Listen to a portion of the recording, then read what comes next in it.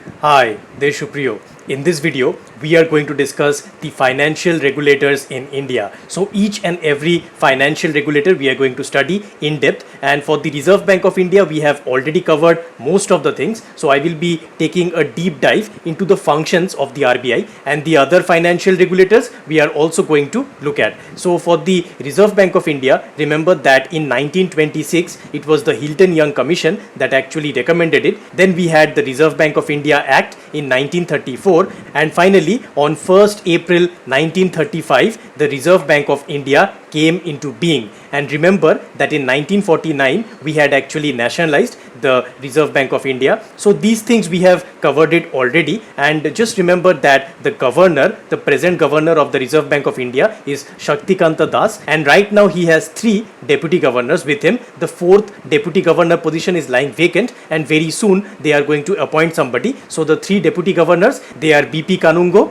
MK Jain and Michael D. Patra. So that's what you need to remember. And for the RBI functions, so what are the important functions of RBI? Many people stumble on this. So to understand that properly, I have actually written down over here the preamble of the RBI, and this is something that you need to by heart, and by using this preamble we can easily link it with the different functions of the RBI. I'll just show you how. So let's read the first portion. To regulate the issue of banknotes and keeping of reserves with a view to securing monetary stability in India, and generally to operate the currency and credit system of the country to its advantage. So this is the first part of the Reserve Bank of India preamble, and initially we only had this part. The next part was added later on. So with the first part of this preamble you can actually connect these 3 functions of the RBI. So this is very important. Just try and understand that you have actually these 3 which you can connect. So the first function, it is the currency and the banking functions, the banker to banks. So each and every bank, they can get financing from the Reserve Bank of India, and they can also park their deposits. So we have the repo rate, the reverse repo rate, and all the other transactions that the banks will be doing with the Reserve Bank of India. And also it is the banker to the government. So the central government,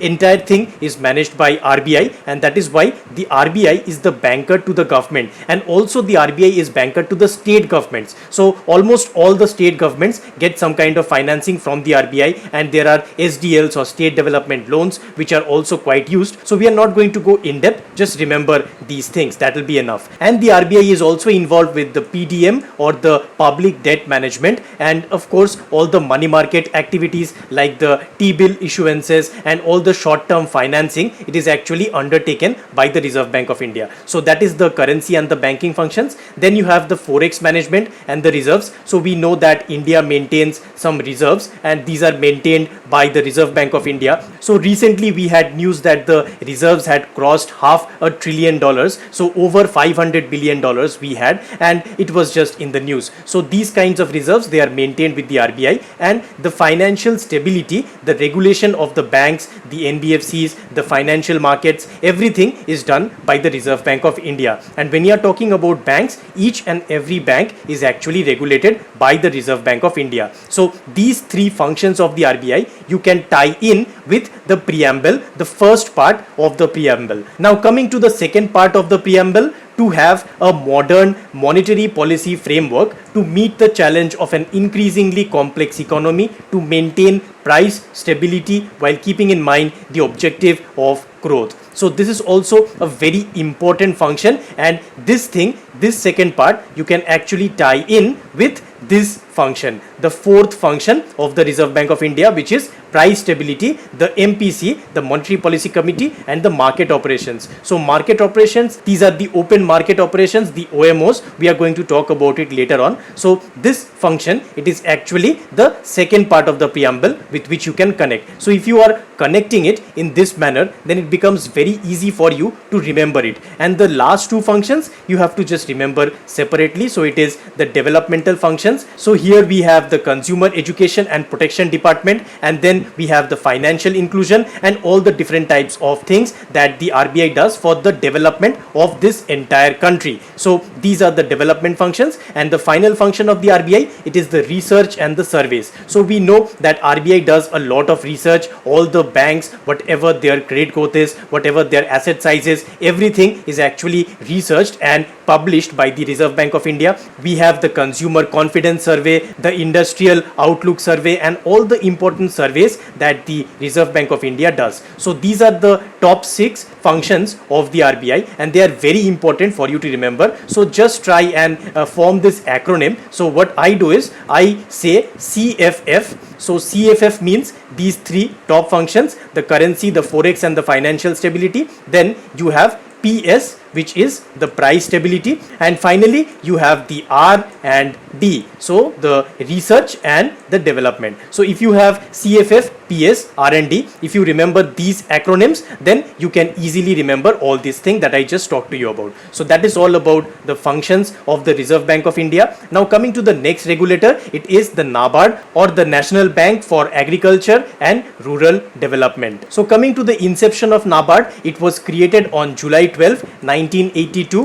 Very important, remember the dates. So it was actually on the recommendations of the B. Sivaraman committee. It's very important that you remember any committee that had actually recommended any of these regulators. Very, very important. And it is 100% owned by the government of India. Actually, a little bit portion was owned by the Reserve Bank of India, but now the government has bought that back and the entire body belongs to the government of India. Now the current chairman, this is also very important, it is G.R. Chintala, and the headquarter of NABARD, it is in Mumbai. And also the function of the NABARD. So NABARD, the main function is that they will provide credit for the agricultural or rural activities. So any kind of development activities for agriculture sector, for the rural development of those villages, towns, and all the interior parts of the country which are not getting that much credit, NABARD is going to provide all the credit required for it. And the government schemes, that is also a very important thing that the NABARD looks after. So you have the PMAYG, which is the Pradhan Mantri Awas Yojana Gramin. So this is the Gramin variant, remember. Then you have the SBMG, which is the Swachh Bharat Mission Gramin. Then you have the long-term irrigation funds, and all those kinds of fundings are also provided by the NABARD. So this is also a very important thing. And remember that there were certain cells which used to be in RBI and they were subsumed into NABARD. So what are these? They are the Agricultural Credit Department, ACD, the Rural Planning and Credit Cell, RPCC, and the Agricultural Refinance and Development Corporation, ARDC. So all of these 3 things, they were actually subsumed into the NABARD so that the NABARD can take over all of these activities. And also remember that the section 35C of the Banking Regulation Act 1949 empowers NABARD to supervise the state cooperative banks, the district central cooperative banks, and the regional rural banks. So this is also something that is very confusing. So some people have a confusion in this. Make it very clear, NABARD is not the regulator of these things. So sometimes you can get a question like, is the RRB regulated by NABARD? The answer is no. The regulation is with the Reserve Bank of India, but the supervision is with the NABARD. So all these things are actually supervised by the NABARD. NABARD is also in charge of the inspection of SCARDBs, the State Cooperative Agriculture Rural Development Banks, and the PCARDBs, which are the Primary Cooperative Agriculture Rural Development Banks. So these are also inspected by NABARD, and the Apex Weaver Societies, Marketing Federations, etc. And NABARD of course also manages the RIDF, which is the Rural Infrastructure Development Fund. We have already talked about it in the previous video, so go check it out. And also the interest subventions. So interest subvention scheme, if you are having a little bit doubts about it, let me know, I'll clarify in some future videos. So it is some interest subvention given to farmers who are repaying their loans on time. So that is all about the NABARD. So let us move to the next one, which is the SEBI, or the Securities and Exchange Board of India. So the SEBI became a statutory body on April 12, 1992. Very important. Remember that it had actually formed in 1988. That's also an important year to remember. So the statutory powers of the SEBI, it was via the SEBI Act 1992. Very important. And just remember that before SEBI, who was the regulator? So it was the Controller of Capital Issues. So this body, they used to regulate earlier via the Capital Issues Control Act of 1947. But after the SEBI Act, the powers came under SEBI. And the current chairman of the SEBI, it is Ajay Tyagi, and the headquarters, it is Mumbai. So remember that Ajay Tyagi had actually completed his tenure, but he was given an extension. So very recently maybe he will be replaced. And then SEBI, the regulation of the securities and commodity markets are all done by the SEBI. And this means that the SEBI is actually regulating all the capital market activities of India. So if you just look at it very carefully, there are few things that the RBI is also helping with. So the money market especially, RBI is regulating a lot of it, but some parts of the money market, the SEBI is also regulating. So we are going to discuss capital markets and money markets in a future video. Don't worry, I will clarify all of them. And just remember some of the important things that happened. So in 1999, the CIS or the collective investment schemes were brought under SEBI, except the Nidhis, chit funds and cooperatives. So these are the CIS. So sometimes they can be prone to frauds. So they were brought under the SEBI in 1999. And in the budget of 2016, the FMC or the Forward Markets Commission was merged with the SEBI. So this FMC, it was actually regulating a lot of the commodities markets in India. But after the scam of the NSEL had actually hit, then people realized that it was better that SEBI handles all of these things. So NSEL scam is also a very important scam. Later on in some video we are going to discuss. Just remember that all the commodity functions, all the commodity futures, everything was brought under SEBI in 2016 by merging it with the FMC. And there is also something called the Securities Appellate Tribunal, the SAT. So SAT, it actually comprises of 3 members. And what happens if sometimes SEBI penalizes you and you feel that you have been wrongly penalized? So against that SEBI order, you can appeal to the Securities Appellate Tribunal. They are going to hear you and then they are going to say whether SEBI is right or you are right. And if the SAT ruling you are not satisfied with, then you can further approach the Supreme Court of India. And of course, SEBI had also helped us to move to the T+2 rolling settlement. So this is also very important, T+2 rolling settlement. So this means that if your transaction or your trade is done on the first day, then after 2 working days, you are going to have to settle that. So within 2 working days of your transaction, your trade is going to be settled. So this was another major reform that SEBI had actually brought, and they are helping to develop the Indian capital markets. So let us move to the next financial regulator. It is the IRDAI, or the Insurance Regulatory Development Authority of India. So IRDAI, it was actually formed in 1999 and it became a statutory body in 2000. They are responsible for regulating insurance and the reinsurance business in India. And also remember the committee name, Malhotra Committee had recommended IRDAI. So Insurance Regulatory and Development Authority Act, the IRDA Act, was actually passed in 1999. That's also something to be remembered.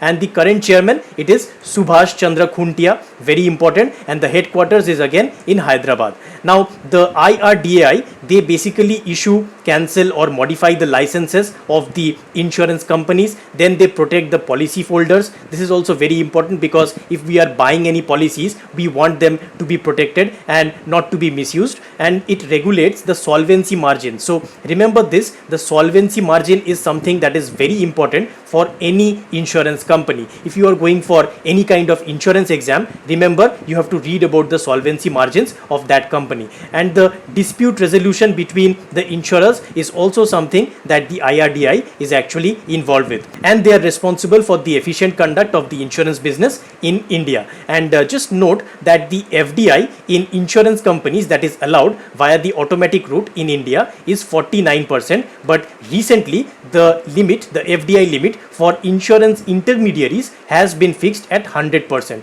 So 100% FDI we have allowed in the insurance intermediaries. So keep that in mind. Now let us move to the next regulator, PFRDA, or the Pension Fund Regulatory Development Authority of India. So PFRDA, it was actually set up in 2003. So it regulates the NPS, the National Pension System, and the Atal Pension Yojana, the APY. So these are the 2 important things that are regulated by the PFRDA. And the current chairman of the PFRDA, it is Supriyo Bandyopadhyay, and the headquarter is at New Delhi. Now the PFRDA, they have actually set up a trust under the Indian Trusts Act 1882 to oversee the functions of the pension fund managers, the PFMs. Another very important thing to remember is that the President of India is the guardian of the PFRDA, subject to his financial emergency powers. And the AUM, or the assets under management of this entire body, is about 5 lakh crore rupees. So that is also something that is to be noted. Now let us move to the next one, which is the SIDBI, or the Small Industries Development Bank of India. Now SIDBI, it was set up in 1990 and it is the principal financial institution in the micro, small and medium enterprises sector,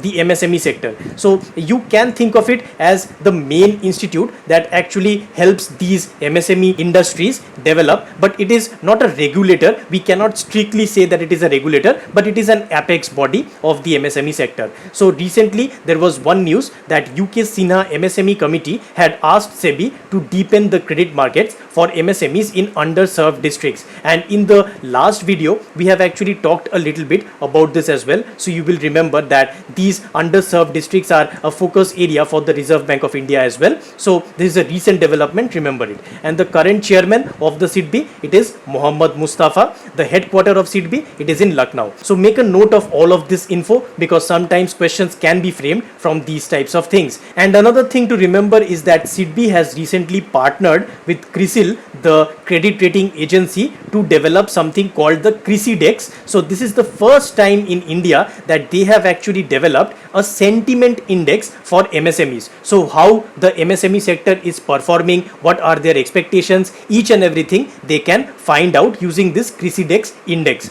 And SIDBI has also done another partnership whereby they partnered with TransUnion CIBIL to launch the MSME Pulse Index. So this MSME Pulse, they are going to do it quarterly, and they are going to see how much credit the MSME sector is receiving on a quarterly basis. So these two things are very important to remember. And then you have the Udyami Mitra portal. So this is a portal by which the MSMEs can get credit and also hand-holding support from the SIDBI, and they have the UDAN, which is the Udyog Aadhaar number. So this is something like an Aadhaar number for businesses, for MSMEs. So that is also issued by SIDBI. And the SIDBI Mitra app, this app helps the MSME people to actually understand what's going on and how they can help to improve their business. And finally, Mudra, the Micro Units Development and Refinance Agency, is also a subsidiary of SIDBI. So you will be finding a lot of Mudra loans these days being given to small business people. So the Shishu, the Kishore, the Tarun loans, they are all under the SIDBI. It's a subsidiary of SIDBI.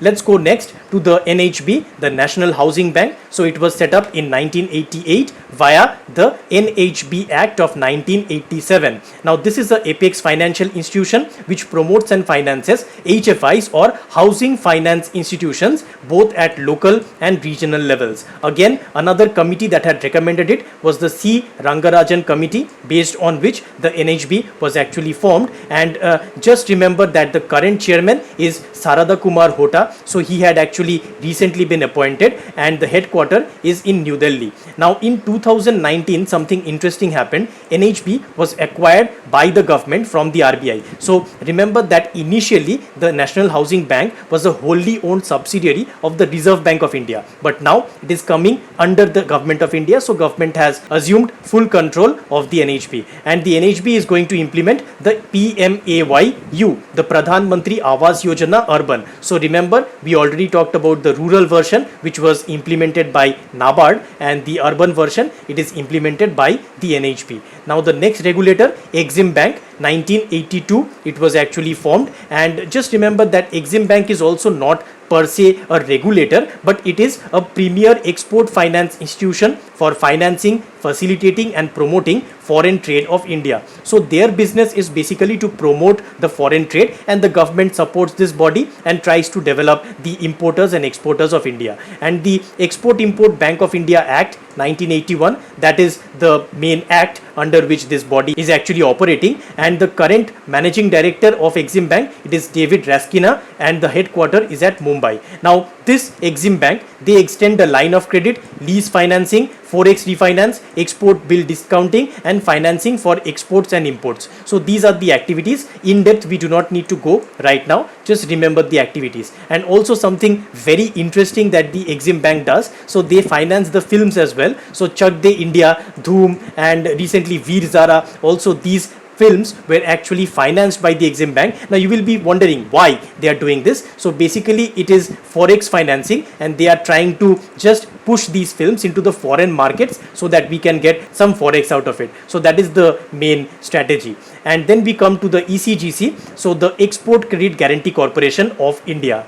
Interestingly, this body was formed in 1957 as the ERIC, or the Export Risks Insurance Corporation. So later on the name changed to Export Credit Guarantee Corporation of India. And this body, it provides export credit insurance support to Indian exporters, and it is controlled by the Ministry of Commerce. Again, this is not a regulator, but it is also another apex body. That is why we should be knowing about it. And the current managing director, it is M. Senthilnathan, and the headquarter is at Mumbai. So basically this ECGC, they are managing the export risks by providing export credit insurance products, underwriting and promotion of Indian exports. So sometimes what happens, if I as an exporter want to explore a foreign market, I am not knowing each and every detail, right? So ECGC comes in, they tell me how I should go about, how I should export, then they give me insurance as well, so I don't have to worry about it. If there is some default by that partner body, then I am not bothered. So that is why ECGC is very helpful